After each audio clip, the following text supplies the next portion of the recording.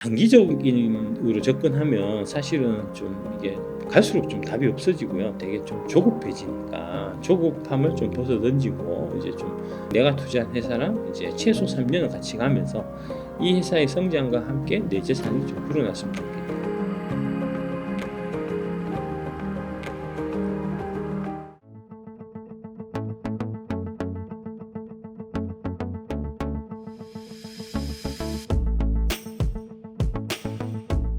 AI 예, 쪽도 예. 한번 여쭤보고 싶은데 워낙 지금 거의 모든 그 관심도가 AI 쪽에 집중되어 있는 것 같은데 아, 예, 예, 예. AI 또 거품 논란도 있는 것 같아요. 예, 예. 작가님께서는 어떻게 보세요? 저는 옛날부터 거품이라고 생각했습니다.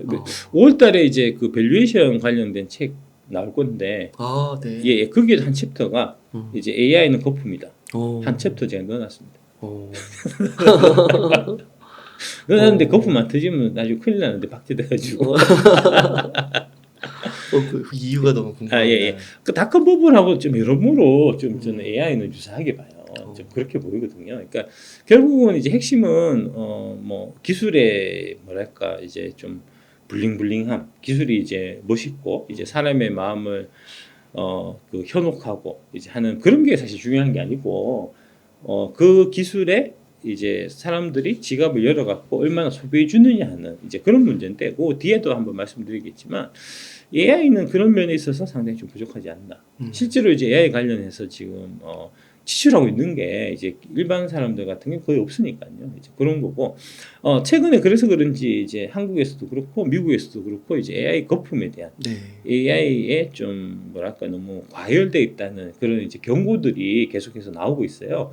그래서 이제 그 중에서 제가 몇 개를 갖고 왔는데 그 알파고 이제 이세돌 구단하고 예 바둑 뒀던 네. 지금 알파고를 개발하는 데가 어디냐 하면은 딥마인드잖아요. 하사비스. 예, 하사비스. 예.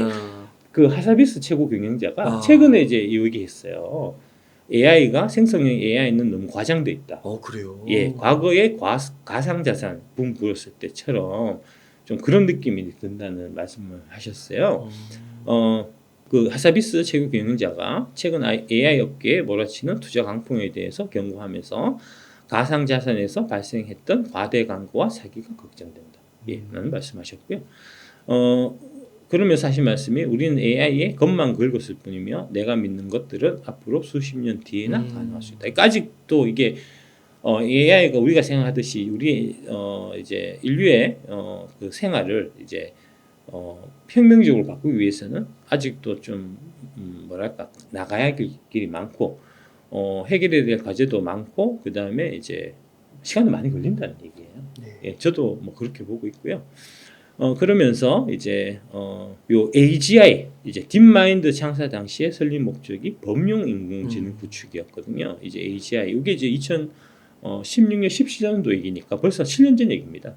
이제 AGI는 AI가 인간의 개입 없이 스스로 추론해서 성장하는 단계를 의미하는데 AGI 구현을 위해서는 한두 가지 중요한 돌파구가 더 필요하다며 앞으로 10년 내 실현되더라도 놀라지 않을 것이다 라고 말했다는 겁니다. 그러니까 한 10년 정도는 좀 지켜봐야 될 일이고요. 그러니까 10년이 된다고 해서 꼭 된다는 보장도 없어요. 지금 돌파구 얘기도 말씀하시지만 이제 한두 가지 중요한 돌파구가 이제 더 필요한데 이분은 이제 개발하신 분이니까 당연히 이제 그 돌파구를 이제 헤쳐나갈 수 있다, 극복할 수 있다고 이제 생각하고 개발하시겠죠. 네. 그래야지 자기가 이제 직장 계속 다닐 테니까.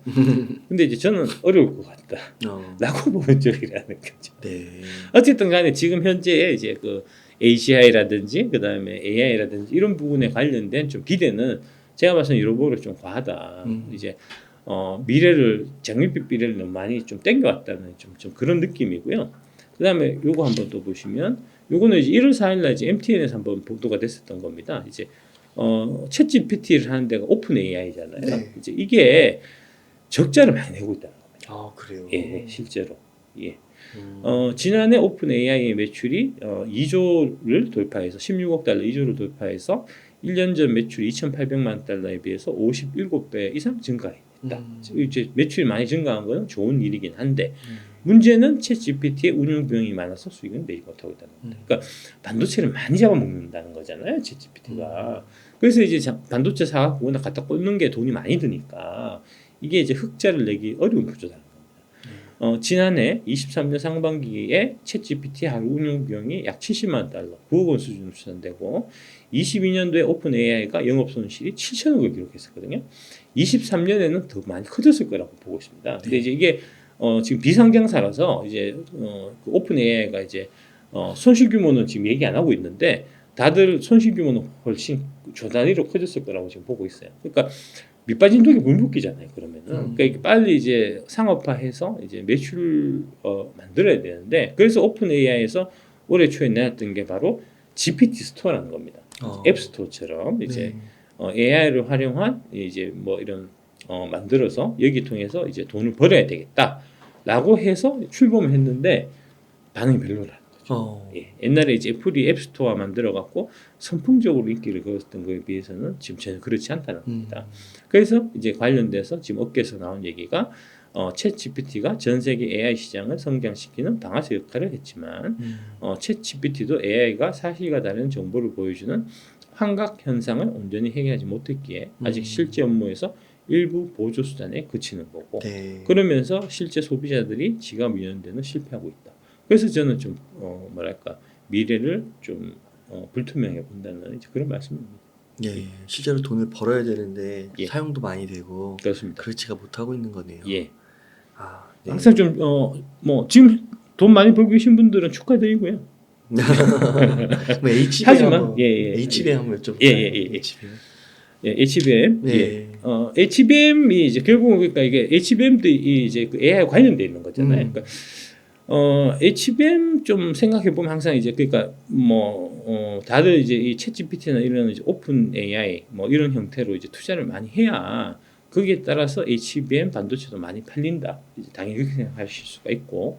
근데 문제는 뭐냐면은 지금 이제 그러니까 HBM 반도체 수요처인 챗GPT 같은 오픈 AI 같은 데서 이익을 못 내고 있기 때문에 과연 언제까지 이런 식으로 이제 미래를 보고 이제 과감한 투자가 계속 진행될까 하는 이제 그런 좀 딜레마가 있는 것 같아요. 제가 봐서는. 그러니까 지금은 다들 장밋빛으로 보니까 이게 HBM 시장이 계속해서 이제 뭐 폭증하고 계속 고속 성장하고 그 뭐 오픈 AI나 뭐 그다음에 뭐 새는 저기 뭐 구글이나 뭐 이런 쪽에서도 다 많이 마이크로소프트 같은 데서 많이 다들 하려고 하니까 걔들은 또 돈도 많고 하니까 그래서 이제 막 사들여 갖고 막 만들고 있긴 한데 그런 게 언제까지 지속될 수 있을까 하는 저는 좀 그런 의구심을 일단 갖고 있고요. 근데 이제 뭐 그걸 떠나서 지금 올해만 딱 놓고 보더라도 24년 최근에 이제 이승우 유진투자증권 리서치센터장이 그 이제 발표한 게 지난해 HBM 총 수요가 3억 2천 기가바이트 수준이었다는 거고요. IDC가 올해 HBM 수요가 5억 2천 기가바이트 정도. 그러니까 이제 한 2억 기가바이트 정도 늘어나는 거니까 한 60% 정도, 한 70% 정도. 이제 올해 성장하는 걸로 이제 그렇게 예측한 거고요. 그러니까 되게 이제 올해는 되게 고속 성장하는 걸로 이제 보는데 그게 언제까지 계속 고속 성장세가 이어질지는 좀 가봐야 될 상황이고. 그래서 뭐 그렇고 시장 최근의 수요 증가세를 보면은 시장 수요 전망을 완전히 뒤집어 엎어요. 그러니까 IDC가 이제 얘기했었던 저거보다 월등하게 더 주문이 많이 들어오고 있다는 얘기입니다. 그래서 이제 삼성전자하고 SK하이닉스가 주문을 받은 걸 계산해 보니까 총 10억에서 12억 기가바이트 규모다. 이제 이런 부분들이 사실 최근에 반영돼서 이제 많이 올랐던 거예요. 근데 요거를 기준으로 해서 이제 가격을 계산해 보면, 그러니까 매출을 계산해 보면 12억 기가바이트 기준에서 계산해 보면은 올해 HBM 시장 규모가 대략 한 22조 원 정도가 될 거다. 그래서 HBM 시장 규모 전망치가 상향되는 것이 공공연하게 시장에 알려진다면 반도체 랠리가 나올 것으로 보인다라고 말씀하셨는데 저는 거기에 좀 반대한다는 거죠. 왜냐하면 22조는 되게 커 보이지만 삼성전자라든지 SK하이닉스 입장에서 보면 그렇게 크지 않다는 겁니다. 그게 문제입니다. 그러니까 이제 22조 원이라는 절대 수치는 큰데 삼성전자도 그렇고 SK하이닉스도 그렇고 워낙 매출 볼륨이 큰 회사여서 이게 이제 실제 매출에서 차지하는 비중을 계산해 보면 몇 프로 안 된다는 겁니다. 그러니까 22조 원을 기준해서 삼성, SK하이닉스가 반반씩 시장을 양분한다고 보면은 그러면은 이제 11조 원씩 들어가는 거잖아요. 근데 실제는 이거보다 좀 작겠죠. 이제 마이크론 목도 있을 거니까 이제 그래서 뭐 어쨌든 간에 11조 원을 기준으로 계산해 보면은 삼성전자가 지금 매출액이 304조예요. 그러니까 11조 해봐야 삼성전자 매출의 3.6%밖에 안 된단 말입니다. SK하이닉스가 매출이 60조거든요. 네. 11조 해봐야 18.3%밖에 안 돼요. 네. 그러니까 회사의 모습 자체를 드라마틱하게 바꾸지는 못하기 때문에 그런데 주가는 지금 SK하이닉스 같은 경우는 거의 더블 오른 거잖아요. 작년 대비해서. 네. 이제 매출 볼륨이 20% 조금 안 되게 늘어나는데 그게 이제 주가는 2배가 오른 거니까 좀 과하지 않냐 하는 생각을 하는 거고요.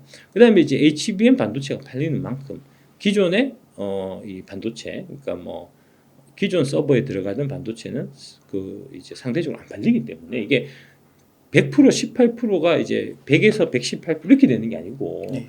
원래 100 있던 거에서 일부가 이제 이 HBM으로 대체되는 형태가 되기 때문에 좀 너무 좀 지금 이런 움직임들은 좀 과하지 않나 하는 생각을 하는 거고요. 다음 이게 이제 결국 전설로 떠나는 오일과 영웅 피터 린치님 말씀이 결국 이제 주식의 운명을 결정하는 것은 이익이다. 이제 장기적인 시장에서 흐름을 주도하는 건 역시 이익이고 주가가 이익을 훨씬 앞서 올라갔다면 이것은 위험한 징조다. 그래서 제가 이제 작년에도 한마디 위험하다. 네. 이제 SK하이닉스 위험하다. 이제 자꾸 얘기했던 거고요. 주가가 가대평가되는지 즉시 판단하는 방법은 주가선과 이익선을 비교하는 것이다. 이런 관점에서 말씀드린 겁니다. 이게 이제 그 한미 반도체입니다. 지금 보시면 2020년에 3월 20일 날 최저점일 때 2,600원이었습니다. 지금 4월 12일 기준으로 15만 3,200원. 59배 올랐습니다. 60배 올랐어요. 근데 이제 그 60배 올랐으면 이제 매출도 그렇고 이익도 그렇고 60배가 증가해야 되잖아요. 안 그랬다니까. 21년 기준으로 보면은 3,732억 매출에 1,224억 매출 영업이익이 났던 회사고요. 작년에는 매출이 1,590억에 영업이익이 346억 났습니다. 그러니까 이제 21년 대비해서 매출은 반토막, 영업이익은 4분의 1토막 났는데 주가만 하염없이 올라가니 저는 위험하다, 거품이다라고 이제 말씀드렸던 거고. 올해는 이제 사실은 작년에는 기대감이 있었고 실제로 이제 그 HBM 관련돼서 매출이 잡힌 건 아니에요. 올해부터 잡힌다는 거거든요. 올해 잡히는 거를 감안해서 애널리스트들 이제 리스센터에서 지금 추정한 걸 보면 24년에는 4,583억 매출에 1,552억 영업이익이 나는 걸로 지금 이제 추정을 하고 있는 거거든요. 근데 이제 그렇게 본다고 하더라도 21년에 1,224억 대비해서 24년에 1,552억이면 대략해서 한 20% 정도, 20% 중반대 정도 이제 영업이익이 늘어났는데 주가 몇 배 올랐다고요? 59배 올랐다는 겁니다. 그러니까 너무 과하다는 거죠. 그래서 제가 거품이라고 얘기하는 겁니다. 그래서 45,000원 때도 거품이었고 네. 지금은 이제 그 거품이 정도가 너무 지나치게 커졌다라고 저는 판단하고 있고요. 뭐 그 제 판단이니까. 예. 밸류에이션을 한번 보면 네. 한미 반도체하고 에코프로비엠의 밸류에이션을 두 개를 놓고 한번 비교해 보면 지금 이제 한미 반도체가 14조 2천억이고 에코프로비엠이 22조 3천억입니다. 24년 예상 매출액이 한미 반도체가 4,583억이고요. 에코프로비엠이 6조 원이에요. 그러니까 PSR 매출액 대비해서 시가총액이 얼마나 되냐는 계산해 보면 한미 반도체가 31이 나오고요. 와. 에코프로비엠 3.7이 나옵니다. 훨씬 싸네요. 예, 10배가 더 높은 거거든요. 보통 PSR 기준에서 봐서 10배가 넘어가면 되게 고평가 영역이라고 보통 얘기를 하거든요. 근데 네. 그거에서 지금 3배가 넘는 거니까 이거는 뭐 누가 봐도 고평가라고 얘기할 수밖에 없는 그런 영역이 아닌가 하는 게 제 생각이고. 그다음에 이제 순이익을 24년 거 말고 25년 거를 제가 갖고 왔습니다. 이제 하이투자증권이 추정한 한미 반도체 이제 자료에 순이익이 1,865억이 나오고요. 그다음에 에코프로비엠은 이제 유진투자증권에서 추정한 게 이제 한병화 연구원이 추정한 겁니다. 4,850억이 나와요. 네. 그래서 이거를 기준해서 PR을 계산해 보면은 한미 반도체가 76, 에코프로비엠이 48.7이 나옵니다. 그러니까 PR로 놓고 보더라도 이제 25년에 이제 하이투자증권에서 생각하듯이 순이익이 크게 는다고 하더라도 좀 너무 높은 네. 좀 그런 상황이라는 거고. 에코프로비엠 비해서 보면 뭐 여러 각도로 봤을 때 당연히 이제 한미 반도체가 좀 이제 고평가되어 있다. 각종 밸류에이션 지표상으로 이제 그렇게 좀 볼 수밖에 없는 거고요. 그 한미 반도체가 이제 HBM 관련해서 이것도 뭐 마찬가지 수주 산업이니까 수주를 받은 게 지금 이제 SK하이닉스 거 받은 게 2,000억. 그 다음에 최근에 마이크론 받은 게 266억이거든요. 그럼 두 개 합쳐서 2,266억이잖아요. 네. 2,266억 수주를 받고 시총이 지금 뭐 한 13조, 14조 가까이 있는 거란 말입니다. 좀 과하지 않나? 예, 수주받는 금액에 비해서 네. 마냥 확대될 수 있는 게 아니잖아요. 어차피 이제 HBM 반도체를 만든 회사는 SK하이닉스, 삼성전자, 마이크론 딱 세 회사밖에 없는 거니까 세 개를 다 돌이쳐 한미 반도체가 이제 독점한다고 하더라도 6천억이잖아요. 매출액 그러니까 수주해서 할 수 있는 금액이. 근데 이제 시총이 14조가 늘었다는 거는 너무 좀 여러모로 봐서 좀 과하다라고 생각할 수밖에 없는 거고요. 네. 그에 비해서 에코프로비엔 같은 경우는 작년에 이제 삼성 SDI 쪽에 수주 받은 게 43조 원 받았습니다. 43조 원 받은 회사가 지금 시총이 이제 43조 원의 수주 잔량이 있는 회사가 지금 시총이 22조 원이다 하면 이걸 비싸다고 볼 수 있나? 저는 좀 그런 관점이고요. 그러니까 뭐 다르게 생각하시는 분들은 뭐 다르게 생각하시면 되고, 예, 각자 알아서 하시면 될 것 같고요. 요거 관련해서 제가 이제 워렌 버핏의 말씀을 이제 다시 한번 말씀드리면 가격은 당신이 지불하는 것이고 가치는 당신이 얻는 것이다. 해서 이제 투기는 뭐냐면은 이제 이 남들이 생각하는 평균적인 인식, 그 가격의 등락을 예측하는 거고요. 투자는 남들이 평균적인 인식, 그 시장에서 형성되는 가격이 과한지 아니면 저렴한지를 판단해서 저렴한 가격일 때 이제 가치라는 객관적인 사실을 사는. 그래서 사실과 인식 간의 괴리가 좁혀지는 기간까지 기다리는 이게 이제 투자거든요. 그래서 괴리가 사라지는 기간은 제 경험적으로는 3년이었다. 3년. 그래서 최소 투자는 3년이다라고 제가 이제 지금 300번째 얘기하고 있어요. 3년 안 됐는데 자꾸 따지면 이제 다시 한번 301번째 이제 3년을 들고 가셔야 된다. 그럼 또 그 3년이 계속해서 늘어나냐 뭐 이런 말씀하시는 분도 있거든요. 당신이 매수한 시점부터 3년입니다. 예, 정확하게 이제 또 말씀드리니까 오해 없으시길 바라고요. 다음, 예. 그래서 이 얘기입니다. 워렌 버핏이 하시는 10년 이상 보유하지 않으려면 단 10분도 보유하지 마라라고 말씀하신 게 바로 이겁니다. 네. 이게 투자자의 관점이라는 겁니다. 이제 근데 워렌 버핏께서는 이제 10년 기간을 설정해 주셨는데 이제 우리 대한민국 사람들은 급하잖아요. 네.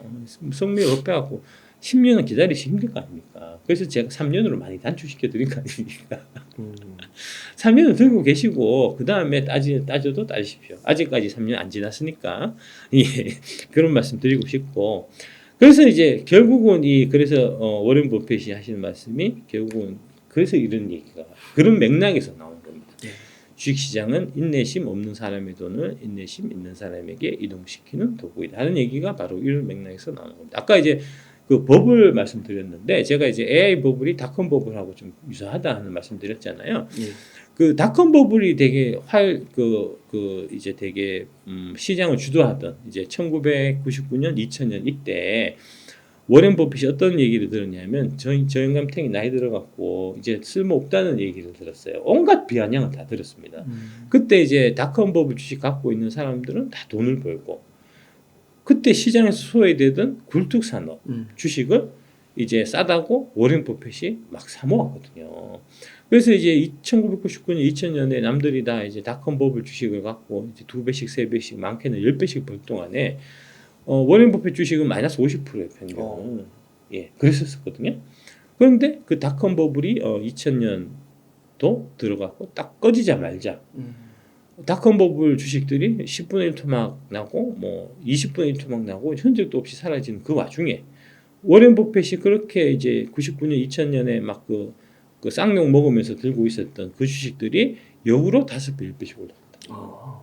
그러면서 워렌 버핏이 명성이 다시 역시 워렌 버핏이 이렇게 됐거든요. 네. AI 갖고 계신 분들한테도 좀 그런 말씀을 제가 드리고 싶습니다. 예. 당신들은 그때 당시에 이제 닷컴 버블 주식 사갖고 막 열광하던 그러면서 이제 하는 무서운 줄 모르고 이제 날뛰는 그런 애송이에 불과하고 지금 이제 2차전 주식 그 3년 들고 가라 얘기해서 지금 쌍욕 먹고 있는 나는 앞으로 2, 3년 지나면은 워렌 버핏급으로 숭상받게 될 거다 하는 말씀을 여러분들한테 드리겠습니다. 네, 감사합니다. 작가님 그러면 만약에 지금 한 여유 자금으로 한 뭐 1억 정도 있으면 어떻게 투자 전략 세우시겠어요? 그 8개 있는 것 중에서 네. 이제 적당하게 사시면 될 것 같아요. 다 요새 또 많이 또 떨어져 있고 해서 네. 지금 가격에 제가 좀 제일 뭐랄까 조금 좀 탐이 나는 주식은 LG화학이 되게 좀 탐이 나고요. 예.